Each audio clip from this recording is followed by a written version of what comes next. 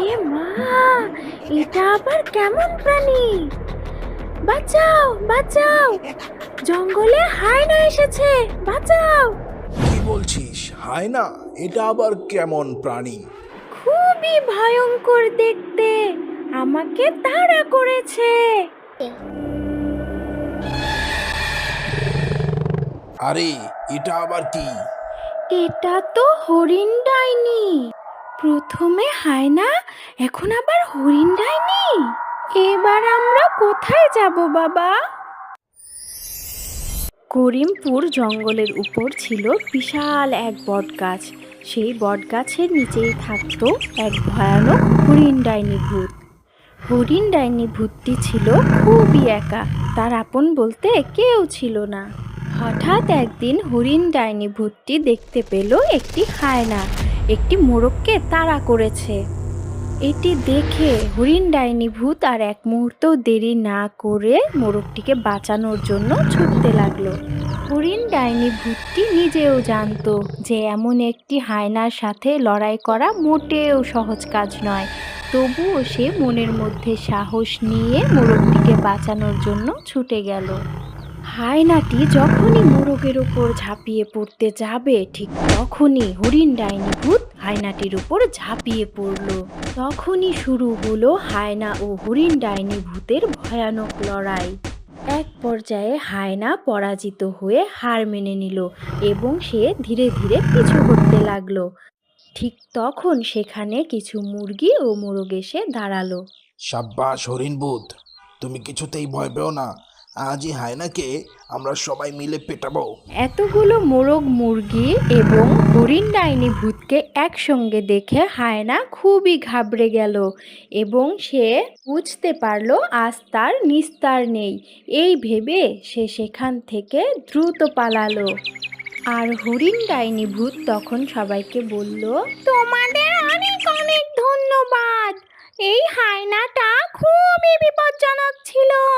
তোমরা ঠিক সময় না এলে যে কি হতো। তোমরা ঠিক সময় এসে আমাকে অনেক সাহায্য করেছো। হরিণভূত, একতাই বল। আর না হয় হায়নাটা খুবই শক্তিশালী ছিল। আমরা সবাই এক হয়ে হায়নাকে কখনোই সফল হতে দেব না। তবে তোমার সাহসেরও প্রশংসা করতে হয়। এই মোরগটাকে বাঁচাতে গিয়ে তুমি এই শক্তিশালী হায়নার সাথে লড়তে গেলে, আর সে আপনাকে ধন্যবাদ না জানিয়েই চলে গেল। আমার মনে হয় সে খুব ভয় পেয়েছে, তাই ভয়েই চলে গেছে। থাক, কোনো ব্যাপার না। উপরওয়ালা কাউকে না কাউকে রক্ষা করার জন্য পাঠিয়ে দেন। যেমন তাকে বাঁচানোর জন্য আমাকে পাঠালেন, ঠিক তেমন আমাকে বাঁচানোর জন্যই তোমাদেরকে পাঠিয়েছেন।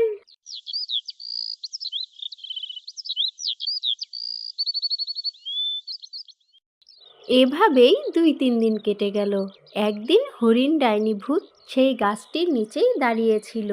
ঠিক তখনই মোরগটি এসে ধীরে ধীরে হরিণ ডাইনি ভূতটির সামনে দাঁড়ালো। তখন হরিণ ডাইনি ভূতটি লক্ষ্য করলো মোরগটির পায়ের দিকে সামান্য চোট লেগেছিল। তখন হরিণ ডাইনি ভূতটি বলল, তুমি তো সেদিন চলে গেলে, তাই তোমার সাথে কথা বলতে পারিনি। তো তোমার নাম কি? তোমাকে তো আগে কখনো এই জঙ্গলে দেখিনি। আমার নাম মুরুগ। সুন্দরবন জঙ্গলে আমি থাকি। করিমপুর জঙ্গলে আমি কখনো আসিনি, এই প্রথমবার এসেছি। আমি খুব দুঃখিত। সেদিন আমি খুব তাড়াহুড়োতে ছিলাম, তাই তোমাকে ধন্যবাদটুকু জানাতে পারিনি।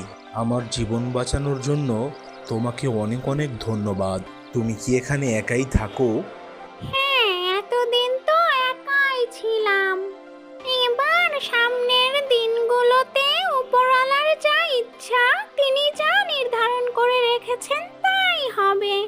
হরিণ ডাইনি ভূতের কথা শুনে মোরগ খুব খুশি হলো এবং মনে মনে সে হরিণ ডাইনি ভূতকে নিজের জীবন সঙ্গী করার সিদ্ধান্ত নিল।